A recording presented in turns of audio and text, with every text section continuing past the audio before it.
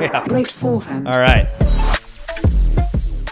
Okay, so welcome to the Real Podcast, where I got Jon Storey on the podcast here to talk about his life, what he does to bring value to agents, lenders, title reps, and we got some background noise. Thank you for that. So, Jon, man, thank you for coming to San Antonio. I want to hear your story. A little play there. No pun intended. Did you get that a lot? The Jon Storey? Yeah, tell me the story. So, anyways, okay, awesome, man. So, have you always done real estate coaching? Start me from the beginning. What would you do what was your first job? I did construction. I framed houses when I was 12. Nice. And dug ditches for 8 hours a day.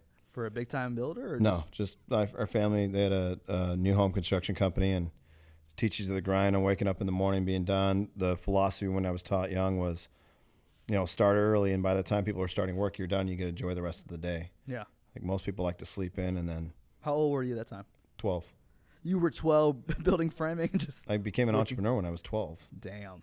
Yeah, we lived in an apartment complex while we were building a house, and I would get bored, you know. But most kids that get bored just want to watch TV, whatever. So I went to the apartment complex and I said, "Can I mow your lawns? Can I, take care of any of the pool stuff?" So they gave me a side job that they would pay me $100 a week to do, and then I would shovel their walks. Well, then when I started shoveling walks, then I would go around where like real estate, they'd door knock. Yeah. So I'd have a shovel and I would door knock, and so then I'd have 6 other peoples that I would shovel their driveway for $15 to $20. So every time it would snow, they knew I was going to come and I'd clean it. Do you put them on a schedule?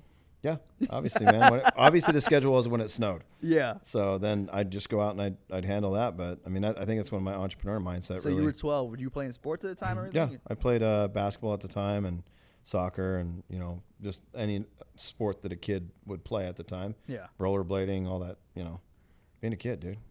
Man, I used to knock on doors, and this is gonna sound really cliche, I guess. But I used to knock on doors and ask to mow people's yards. I said, "Hey, man, pay me $20, I'll mow your yard." I used to leave little flyers at everybody's door. Right. I might make like $120 a month, but at that time, it's at 10 years old. That's a lot of money for a 10 and 12-year-old. Yeah. That's awesome. So from construction to what? Then I went and when I graduated high school, I went to college, a full ride scholarship for running, and then decided not to take the scholarship. Yeah. And just go to school. If I had to do it all over again, I might, but it led me to where it is today. I just got sick of running. Felt like my family thought that I was running the race and they were trying to take the awards. Like, oh yeah, that was so great, What did you run? Long distance, cross country, mile, 2 mile, half mile. I graduated high school at 137 pounds, and I walk around like 220. Shit. But but I could run really fast. But then I was, then I went into the medical field because obviously you don't ever want to do what your family does because you never know. And then when I was going to become a respiratory therapist after I clept the first year of the program, the CRT, they told me how much money I was going to make. And it was a little over 100-something thousand, right?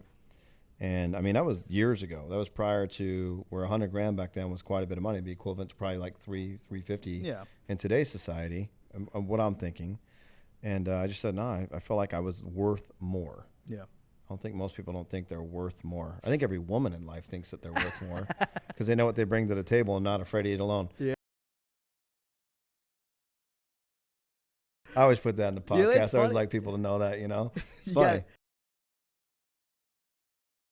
Funny, I was telling Leroy actually had brought this up before he even walked in at my desk, and he was like, "So what did you do before?" And I was like, "I was a nutrition. My master's in nutritional science. I wanted to work in a hospital, be a dietitian for a long time." And then I started seeing my salary check, and I'm like, "This is not going to cut it. Like, if I'm going to have a family making X amount per year, it's just not enough for me." No, and so clocking in 8 to 5, teaching nutritional counseling in San Antonio is the same thing every day. Please don't eat tacos. And it's the same thing every day. I'm like, I can't do this every day. Right. So my mom was in real estate. My dad was a broker. And I saw how well they were doing. I said, I can do that. So I got into it and started running. And ever since then, I cannot go back to that kind of medical field. Well, you can't go work for someone is what it is. Yeah. And I didn't love it. And be at a set pay. Yeah. See, I think that's the biggest thing is like once you get the taste of it, it's nothing to do with you probably still love being a nutritionist and having the knowledge of it because obviously you went to school for it, right? Right. But having a set pay, like I always tell people, it's interesting how many people in our lives will give us advice, but yet they're told when they show up to work, they're told when they leave work, and they're told how much they're getting paid. Yeah. So 80% of your life is dictated by somebody else's standards, and the life you live is dictated off the pay, kind of house you can buy, kind of cars you can drive, vacations you can go on. And people, say like, well, I'm living my best life. Well, really, are you? Are you living the life that somebody chose for you? Yeah, That's dictated off your pay. Yeah. And I'll get where I'll get with friends, and they'll say, to kind of speak off, like, I went to college, same thing as you, but I Yeah. dropped out a couple semesters and I went at 4-year degree. That's the back of my Lambo. The license plate says dropout, and then my handle. Does it I'm really? a college dropout, That's right? awesome. I gotta see that later on. A But picture of that. it's funny because people, and they'll say, well, John, money isn't everything. And I said, well, how the hell would you know? Do you have a lot of it? Yeah.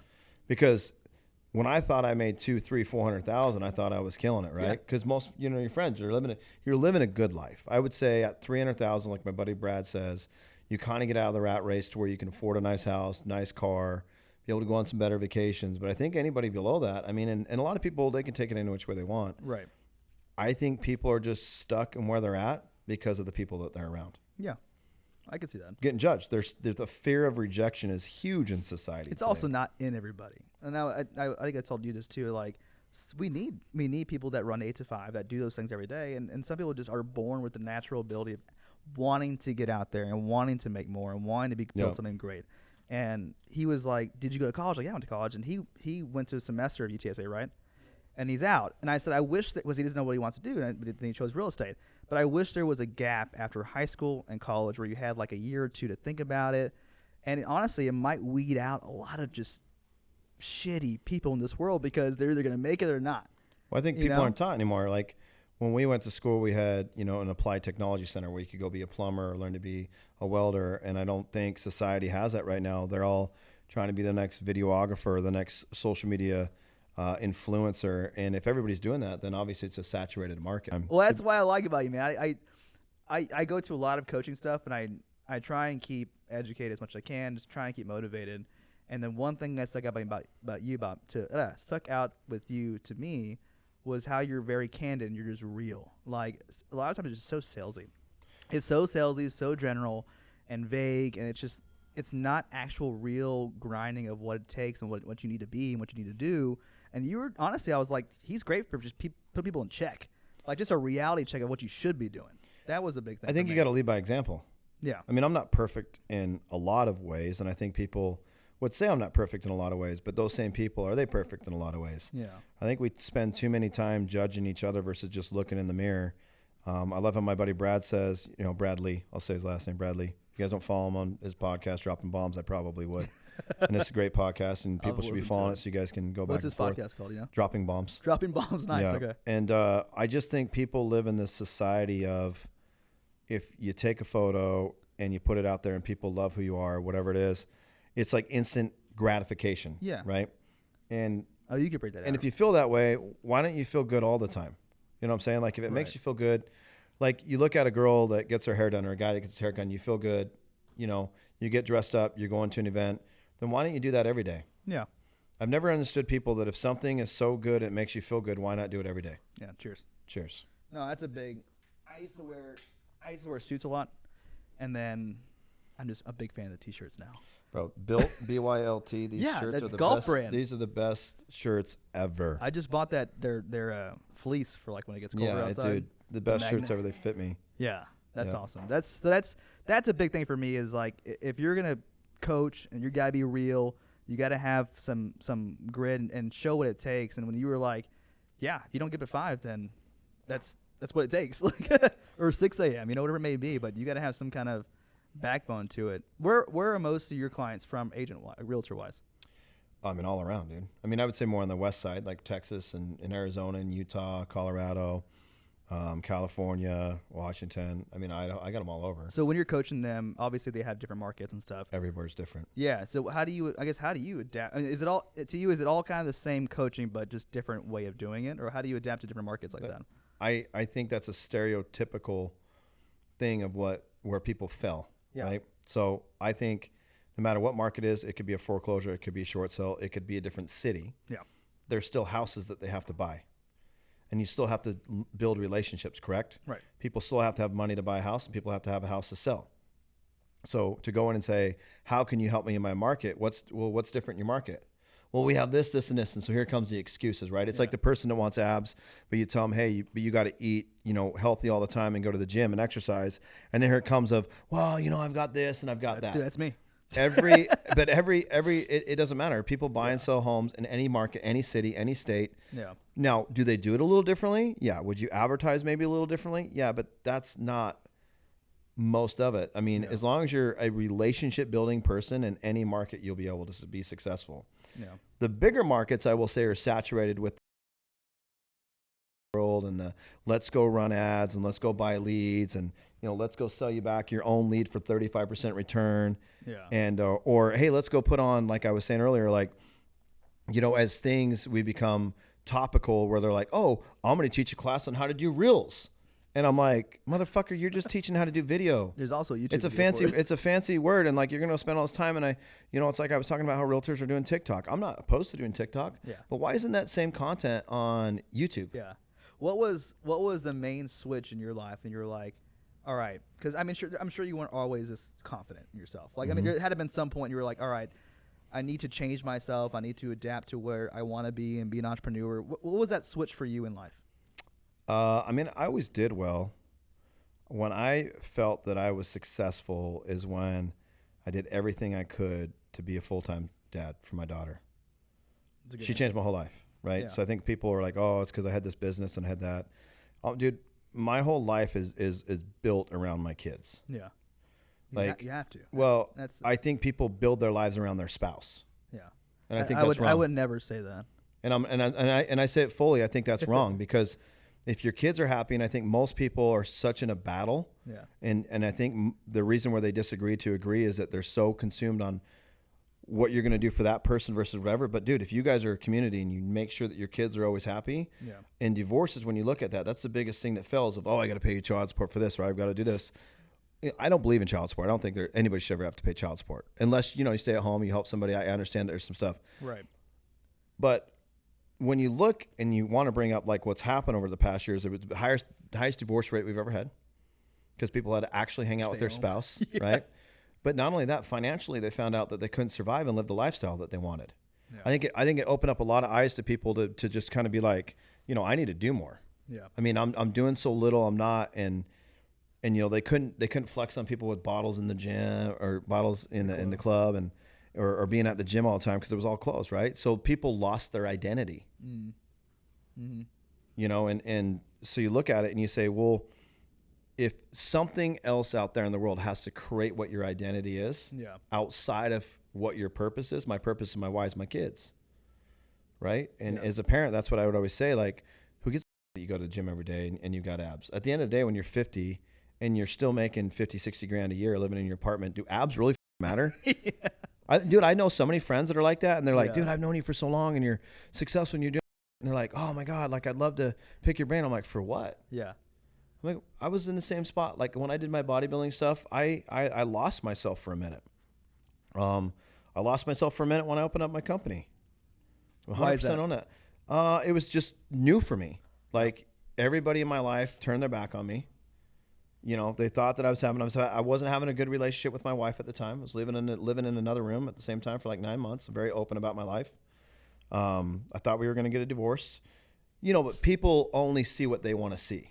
Do you believe in direct videos to clients? Like just, I know you said like write them letters, do text messages, but do you believe in like the whole bomb thing and like? If you send me a video via text message, it's kind of weird, right?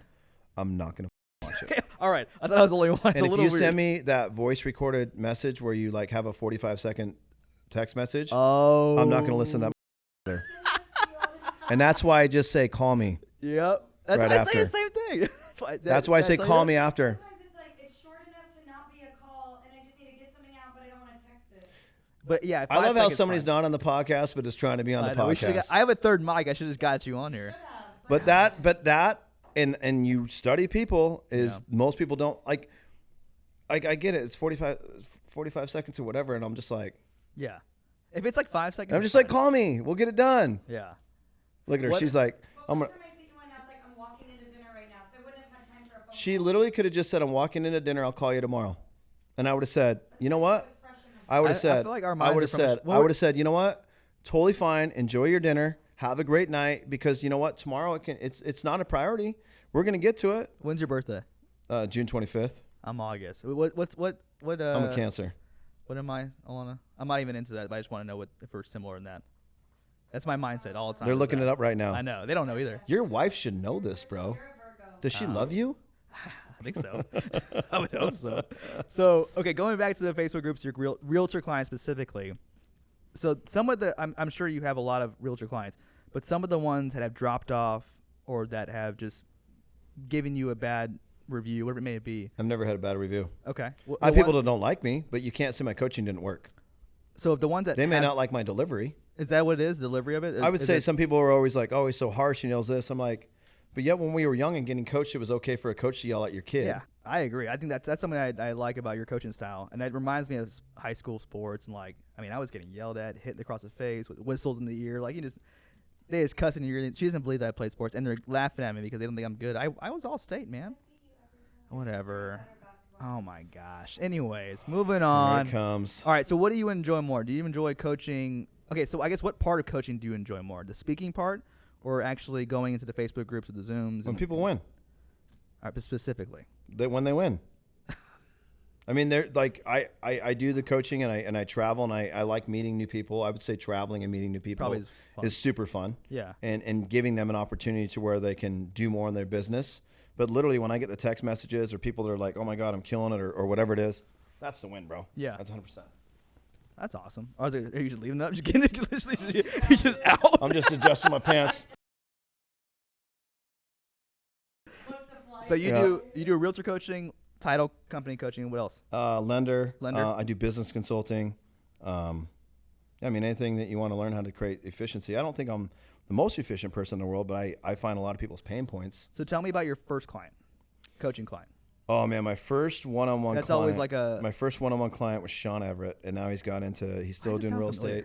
He builds a lot of websites for realtors and helps them on that. But he had a great story. He like begged me to do one-on-one, and I didn't want to do one-on-one at the time. I was just doing the subscription. He's like, please, man, just take me on. And he had a brain thing where he had to have his skull actually cracked. Ooh. He's smart individual, and really helped him through it. And I said, why are you doing real estate, bro? You're really good at the stuff. Like, why would you do it? Well, I got to have my family. Well, if you love what you do, you'll always be able to make money. So he's actually made more money. Is he still with you? Yeah. Oh, yeah. Awesome. Yeah. He's never left. And he builds on all my website stuff and does all my back, and he does a lot of client stuff. But, nice. Yeah, I mean, I think people don't find their passion. I think people chase money. Yeah. Versus happiness. Right. Because I told my daughter, like whatever you want to do, she's 11, they want to talk about their life, right? They think they're adults. They want to be YouTube stars? They think they're adults, but I said, baby, if you are always helping people, you can never lose. Yeah. But the moment you go to be of service to someone and work in a service industry, not helping industry, there's two different things. Right. To where you work for someone, you're a front desk person or whatever, you're not helping somebody, you're just collecting a paycheck. Yeah. Where you build a company where you really help people change their lives to be better, Right. like a fitness or a nutritionist, same thing, that's when you'll make the money, is when you own the company though. Yeah. Like, I think it's interesting in our industry, like I'll see like people, let's just say consider like title reps or escrow officers or whatever, like that's kind of where I came from. Yeah. And they'll make a move to another company and everybody's like, oh my God, congratulations. For what? You made a lateral move. Like you're doing the same at a different company. Oh, man. Like you might make a little bit more that's money. the real. That's But own it. 100% true. Like own it. Like why are you not owning it? Like, oh, congratulations, you have the same title at a different company, a different entity that you don't own. You actually got to start over a little bit. And you don't have it, and then you have to make sure that your clients follow you Yeah. to see how good you are. And I'm like, but and in realtors, I changed brokerages again. Why? And then the reason you change brokerages That's is my because of biggest splits. one. Oh, I hate that one. And they're shit like, so congratulations on changing a brokerage again, Kathy. Yeah. Good job. This is the 6th month in the year. Keep doing no deals. Oh my God, right? And the brokerage is not going to change the functionality of your business. Thank you. That's 100. And all these realtors will change. Oh, they offer this and offer this, dude. You still have to go to work. You got to put in the work. You got to bring it. How often do you have to tell agents that? Like I just feel like sometimes people may come to you really trying to actually get something out of it, but if they don't do I it, ask them why they would want to do it. okay. Like if they're beyond the talent, they don't have, there's really nothing to offer, and they don't really care about the split, at the end of the day, and they just want to go to a shop that's just like a flat fee or whatever, then that's great. Yeah. And I think a lot of brokerages are hurting right now because they really don't have the value. Right. A lot of these people that were taking, 15, 20, 30, 40%, I think at the beginning, I think every realtor should go through an apprenticeship. Yeah. I think it's like an internship because I they're wish just I did. thrown to the wolves. They don't know how to market. They don't know how to do, a showing presentation. They don't know how to do a listing presentation or whatever it is. But they also don't know how to be consistent. Right. Because their consistency in life was going to a job from 8 to 5 that told them if you didn't like, and it's so crazy, dude. This is the funny part that I've never seen in the real estate industry, is you went to a job that you knew you had to show up at 8 and you knew you had to leave at 5, but realtors work 3 hours a day, and then wonder why they have no deals. Yeah. And it's like, well, why don't you just treat it like a job that you had prior and maybe do more? So like people, they'll say, well, I want to go from 100,000 to make 300,000. Okay, well then you're going to have to do how much the amount of work? 3 times the amount of work to get the 300,000. Well, I don't want to do that. Okay, well you have to do that because you want 300,000 because the work you're putting in now is paying you 100. Yeah. But I don't understand society, dude. It's like people just want to get like handed out. Well, that's why entrepreneurship's not for everybody. And that's it, I think it takes a real, like I was working a full-time job. Thick skin. Yeah. 8 to 5. I would get off at 5 p.m., go home, show houses, go back home, write contracts. And this would be a lot where we first started dating. And so I would be up until 11, midnight, 1 a.m., 2 a.m. And I would do what you're saying. Because I remember you were like, all right, it's called stalking. I go, it is called stalking, but it's smart. It's a social way of farming, what you said. Correct. So I would go on Instagram. I would go to my friends, look at their mutual friends or who they're tagged with, follow them, comment, like their stuff. As creepy as it is, if they look on Instagram and see that you're a mutual friend, it's okay. I'm more likely to follow. You're That's somewhat good, in right? the circle. Yeah. So I would do that at night, Circle laying of in trust. bed. Late in bed, I would get follow requests, DMs, and like that's how I built my business was Instagram, and it still is. So when you're like, Instagram makes me nuts, I was But like, if you actually had Facebook and did it correctly, you'd build well, I it even agree. bigger. That's why I was telling Leroy. I was like, man, it's good that he was here because it reminds me how much more I need to do on other platforms. Would you say all of your clients, all your realtor clients, do mostly video content? Man, they're so scared to do or are video. you pushing They them to do do it? better. They do better at it. They're better at systems, better at efficiency. I focus on just being happy, living your best life, and doing what you need to do, but being of service to your clients. Yeah. And make it an experience, right? Like me getting on this podcast, you're like, it's kind of a little bit of a different experience, right? I like it. But you want to be remembered. Like, Yeah. so, but when you look at how realtors, they all advertise the same. Their flyers look the same. Yeah. Their business cards all look the same. So why would I choose you then? Yeah. So the purpose of like, I think there's great coaches out there. I think there's phenomenal coaches out there. Am I for everybody? No, I'm not. But I'm going to be for the people that want to win. I'm a disruptor. I say a lot of the opposite things because people just read things and that's how it works. I have statistical measure of wow, my clients have gone from 15 to 145 transactions in a few amount of years, but it was the consistency. Yeah. I mean, every coach you have in the first year, your productivity should go up because you've never had a productivity coach. Right. But what happens in year 2, 3, 4, and 5? When you're doing the same thing and they don't know how to pivot their business to be like, okay, this is where you build it and really build out because they're not listening to you because they're giving you the same script to every client that they coach. Yeah. Versus being like, let me cater to your question, your needs. What are your pain points right now? Because everybody's business is going to have a different pain point at a different timeline of it, right? Yep. Yep. And it's not a one size fits all. That's why they don't make just one size of shoe, right? Some have bigger feet than others. Some wear smaller shirts than others, right? I mean, It's not a one size fits all, but when you look at real estate coaching, you look at people in general, they're all trying to make it like a one size fits all. Yeah. Buy leads, door knock, circle prospect, whatever that is. And I'm like, that's a stupid. Like, Yeah, why you don't gotta you be build a different. business plan that you're happy with, Yeah. and then you'll do more business. Yeah. Yeah. Here's what's funny is because I always bring up Leroy because he always asks these questions. I'm like, this is just a spot on what you Right. want to learn is what I'm Right. trying to like put out there. So he's always like, well, most of your videos aren't real estate related, and I always tell him like, well, me 100%. and Eric collaborate a lot on videos that have nothing to do with real estate. Like They want to know life. they're cool. They're either creative in some weird way, but have some subtle thing about real estate, something in there. And then it always leads to a conversation later on in the DMs like, hey, that was a really cool video. Right. And I don't even know this person. And I'm like, okay, cool. What do you do for work, man? I mean, just kind of spark a conversation a little bit, and it leads to real estate. Yep. So being different, and we have fun doing it. I think a lot of realtors should find, whether it's cooking at home or walking a dog or whatever it may be. Whatever like, your hobbies, habits, interests, and activities tie are, or into what I not necessarily sells it, but what will create the conversation of somebody that actually want to work with you. Yeah. Because if all you post is real estate, they're like, dude, I get real estate, but who are you? Yeah. Like, are you somebody I can have a conversation with? Do you like? I mean, what do you like? Are you a foodie? You like wine? Do you Yeah. you like to golf? Do you like to travel? Did you play sports? I mean, did your sister kick your ass in sports? I don't know. No, she didn't. That's a false. Yeah. That's false. Well, I mean, there's 3 people in the room that say different. Well, you know what? Pictures of Alana and Stella get way more likes. You know? I get more. I mean, I would say the same thing. You know, the statistics of how it works. I mean, that's Yeah. where you move it to your captive audience. But I don't know, man. I just think people, you know, I look at my dad. My dad's 73. You know, it's finally fully retired. Yeah. But, you know, he made mistakes financially, and I think it's funny how I look at his life, and he's like, the whole benefit of the 401k. People go to a company because of the 401k. Yeah. Do you realize if you actually took that money and invested it in a real estate or something better, or paid your debt off, you realize your credit card percentage is more than what you're actually making on a 401k. And if you just pay that shit up, I mean, it's Dave Ramsey, but I understand that. But, you know, to be frugal, whatever he says, I'm like, that dude, buy a Lamborghini if you want, buy a Ferrari if you can afford it, do it. I mean, you get one life. Yeah. What are you going to die and be like, well, I had $1 million in the bank, but you didn't do anything with that $1 million? Put it like, somewhere. I'd rather go live an epic life, have fun, yeah, enjoy it, and know that I went out with my boots on. Yeah. You know, that's a good mindset to have. It's a good life to live, honestly. but people are scared. Yeah. Most people live in fear because they've created a lifestyle knowing that if they get fired from that job, they don't have their lifestyle anymore. Yeah. Well, dude, if somebody's going to pay you 50, there's always somebody that's going to pay you 50. Yeah.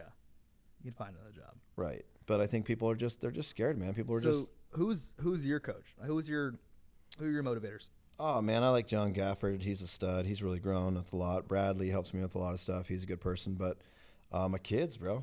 Yeah. I'd say my kids teach me more than anything, because you look at them and you realize that's you. Like, you know, you look at these kids that are out of control.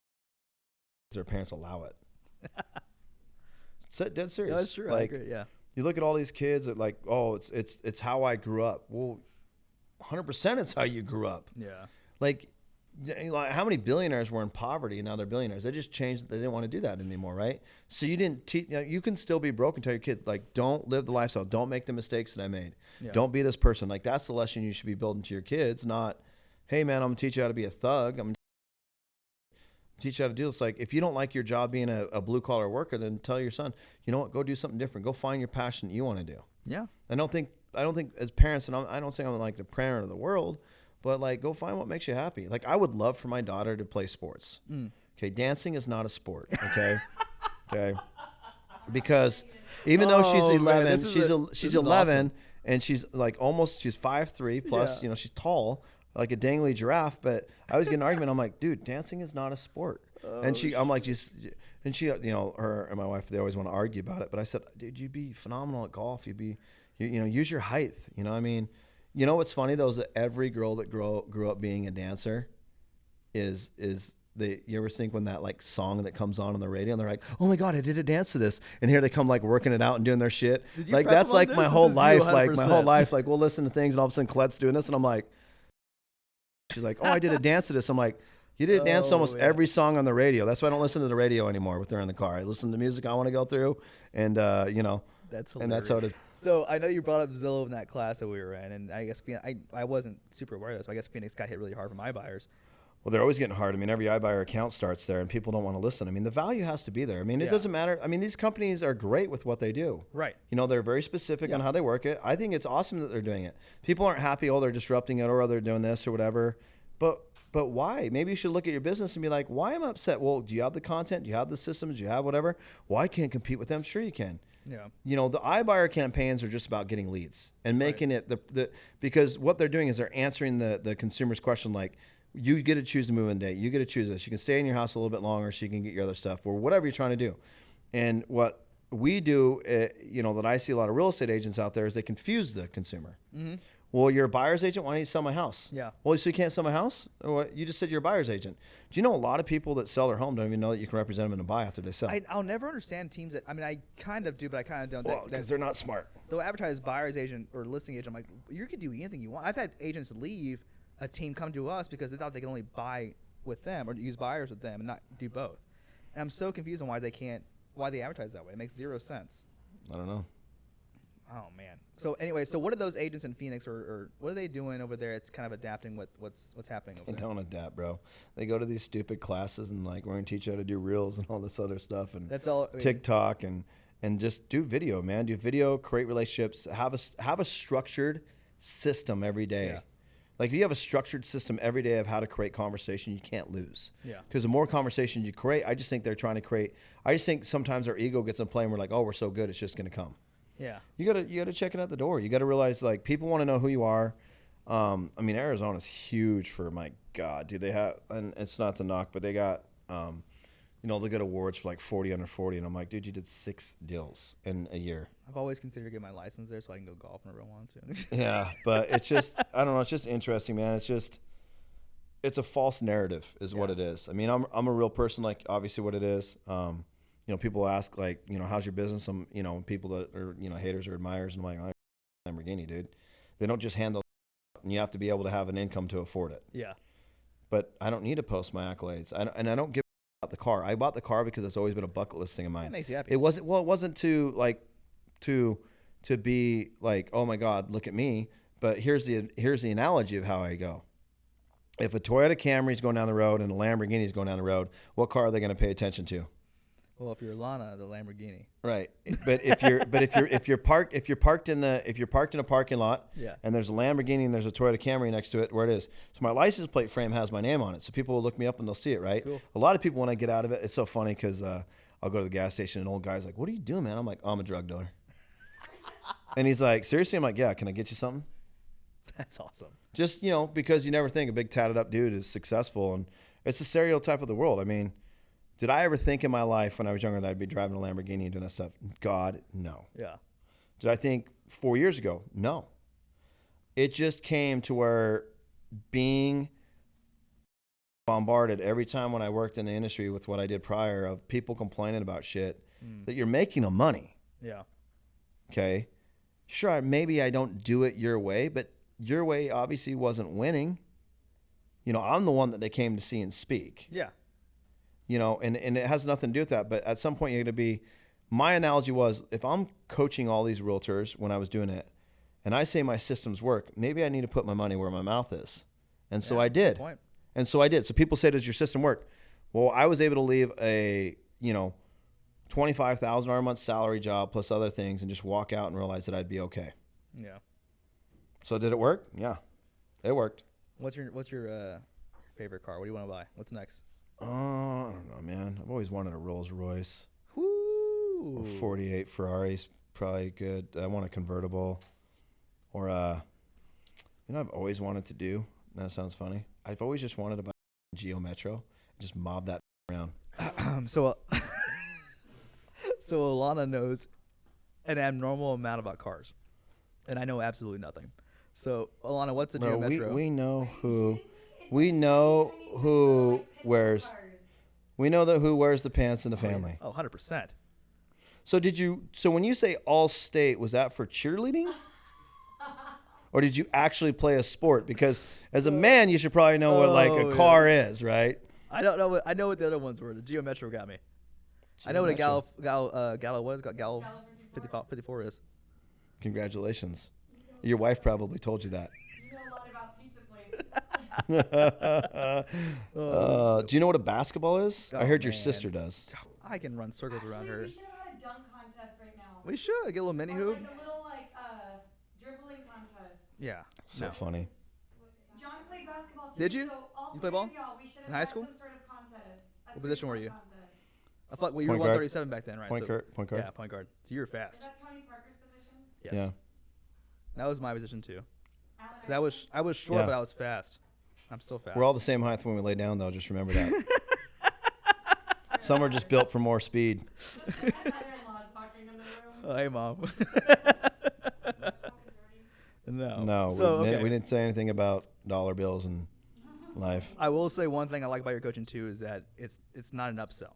And you brought that up. It was like, hey, once you're in, It is what all it the is. value is here. I'm It not is gonna what it is. I'm not gonna upsell you on anything else. It's all here, and I can truly appreciate that because I've tried going to a few coaches, and like it's always like once you're in, you guys spend even more money to keep gaining it, and it's For a sure. level up every time. It's like, geez, man, when is it? When does it enough end? gonna work? When does it end? Well, you look at real estate, it's almost like an upsell. Yeah. Like, what do I get? Where? Oh, you're going to get all this, and this. But do I really get all that? Mm-hmm. So when you're coaching, do you use scripts too? Or how do you? I just teach them lessons. Like, I have checklists, I would say. Okay. And then I have a video that explain on like how I would do it in a sense. Nice. And then build your own brand because you're going to know your audience. Yeah. I think if you have a script where I think most of the scripts are like, hey, well, I'm looking to, are you looking to buy or sell? Or, hey, I just got this new listing in your neighborhood. You know, have you thought of anybody or do you know anybody looking? I mean, that's what they do. Yeah. Why don't you be like, hey, I just wanted to reach out. I'm going to be dropping a farming piece in your neighborhood. I wanted to put a face, a name, and a voice. I just want to introduce myself. I'm not trying to be salesy. Yeah. you know, if you know of anybody want to buy or sell, I'm not trying to do that full Monty pitch, but when you see my flyer, I just wanted to let you know that that's me. Yeah. And just introduce myself and say hi. I'm- Do you know how I'm- much further your marketing would go on a traditional farming if people were like, oh, this is the guy that called me and introduced himself, and then you have on a call to action on your flyer that says, hey, let's connect on social media, or don't hesitate to reach out. The chances of them looking you up now go greater higher. because That's a you good tip. weren't the sales pitchy of what every coach goes out there to tell you to do. That's a good tip. That's a very valuable tip because a lot of times people just farm neighborhoods and There's no call to action. I give them the mail. I'm like, next. I mean, I just. Well, they're like, here's what's sold in your neighborhood, or here's Yeah. what. Well, dude, I always look at them obviously, and see what who not cares? to do. I'm like, nah, I'm not gonna do that. Who cares? You know. That's So, a good idea. To call. How do you get? I guess how do you get access to those numbers though? title companies. Ah, you see that plug? You can buy that You list. see that plug? And do whatever. That's a good idea. And so, like, I guess so. Your videos, the way you structure them out, are like just based on. We'll start here. Build a business plan. Build a consistency. Learn Yeah. to track your numbers. Learn Do how you to have build a out tracking social. system in there already, or no? That's Excel cool. spreadsheets. Nice. Yeah, Yeah, but is Excel it spreadsheet. actually like color coded already that you just download I and just upload teach. it? I walk through on what I'd put them in the column, Okay. and then teach them where you can color code whatever works for you because everybody's got a different way of doing it. Yeah. I leave it as an open door because I don't think anybody's system is perfect. Yeah. I think the system that you build with a little bit of guidance is perfect. You never thought about like on a business level, like partnering with the CRM? Why? I mean, essentially Excel is a CRM or vice versa. But like, I guess. I would what build you- my own. But on your build your You know how own. many or- millions? You know how many people have come out to me and asked me, "Can I do that?" Whatever. I would just. I mean, it makes sense. But then that's an upsell. True, or you can offer a discount rate and get paid by the CRM company. I know how that all works, man. Yeah. It's not the first I time feel like you somebody's should approached do me. that. It's a smart one. I'm never gonna be that person. Okay, if I see you come out and do that in a month, I'm like, I told him to. Do that. I've had people. My buddies own CRMs. Yeah. There you go. I mean, let them find, let them choose. I mean, it's where it is. I mean, Yeah. the only other entity that I would do is probably like insurance, like home, auto. That's I a mean, good idea. that's not my next thing that I'm going to be opening. There was a home insurance guy in the classroom today. Yeah, that's what I would do next because I Same would build out concept. the system and I have already clients and you guys have the people and they need Yeah. something so I can help out. But And then you do home warranty. well, but then home warranty's a nightmare. But then I would build that out. But then I'd be able to say, hey, thank you, and be able to help you with your marketing a little bit. Like, hey, Yeah. thank you, here's a referral, doing all about you, for help that way. So it's kind of, I don't know, man. I think you got a win-win. I think people just take and take and take and take.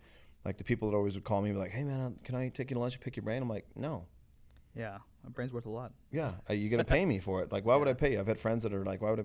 Now, certain people that have always been a part of my life, Yeah. yeah, I didn't get a problem with that. But people that are like, hey man, I got this business idea. Can I run it by you? I'm like, yeah, Yeah, I for hate sure. that- It's I hate called that- I hate $500 that- every 30 minutes, and we'll go from there. I hate that. And that's kind the of price pick your now. brain Eventually, question. as it goes up, I'm going to be at $2,000, $3,000, $4,000, $5,000 for everything. Why? Because as entrepreneurs, your scalability of Yeah. the value.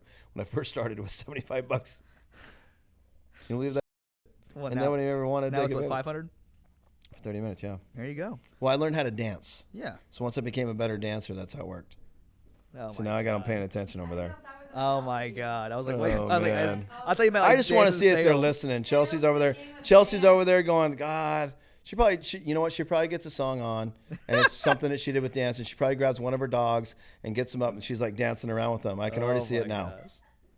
Well, that makes sense. So home insurance, you could even go with, you said home warranty's a nightmare. It is. But anything, inspectors, It's a nightmare, man. People are their waiting client base appraisals are right now. realtors mostly. Yeah, but I just want to keep it to where it's a Easy. look. The reoccurring revenue is where you make the money. Yeah. So me having to always just go out there and lead prospect to be a home inspector is not reoccurring money. Right. You need auto and home. You don't always need a home inspection. That's true. Nowadays, you don't. Nowadays Well, they you waive a lot of should, that. But Well, yeah, I think they Yeah. would, but yeah. yeah, that makes sense. So anything you want to like tell the audience about how to find you or what's? Just look me up. I mean, Yeah. I've everything, all my bios there. Jon Storey. I mean, Instagram's there. Oh yeah, you're saying you're Jon Storey and everything, right? Yeah, That's smart. Jon Storey coaching. For my YouTube channel, whatever. If you want to watch some videos, really see who I am. I'm just real, and I want people to win. I Are you don't on think a lot of TikTok? people. I got a TikTok just to test out algorithms on stuff. Yeah. Do you post them? Yeah, I post videos of talking, not Okay, looking like yeah. yeah, I've got content out there. I get content. I mean, I have things that are out there. I try to be on all platforms to say I like to educate myself. Yeah. I don't ever want to say a platform's bad. I think TikTok's great. I just think that if you can do video, they're talking the video, Right. and why isn't that same video on all the other platforms? Agreed. And I think where they make mistakes is that they do a great video and then they leave it there. You're resting your entire career on one platform. Yeah. Yeah. No, Does that make sense? Yeah. Like where you're Instagram, so you're resting your entire career on one platform. I know. And there's multiple platforms that you're not even touching. So I touch them all. Yeah. You dabble in a little bit so that you always have a presence somewhere. But what where you you said also but too when is you find important. out where you make your money is where you stay, and you double down and you build Yes. up, That's and what I then was you gonna create say. the relationships. I said once you master one, hone Then in move on to the it, next one. and then learn some of the other ones. Get good at those, and, Yeah. and then maybe you'll master two. Yep. You never know. Yeah. So awesome, man. So Jon Storey across the whole board. Do you have a podcast yet? No. You should get one. You know, I have so many people that do that. I just get on these things, and then Yeah. it's one more thing that I got to do. Well, I feel like everywhere you travel, you should hop on a podcast. I do. I have cool. been. Yeah. Nice. Been doing that. Yeah. Awesome. Well, I'm looking forward to tonight, man. Cigars and whiskey. Yeah. Me too. All right. Thanks Be for being with us, man. degenerates. Thanks for being here. Thanks, Yep. guys. See you guys Thank next time. you. Appreciate Bye. it. Bye.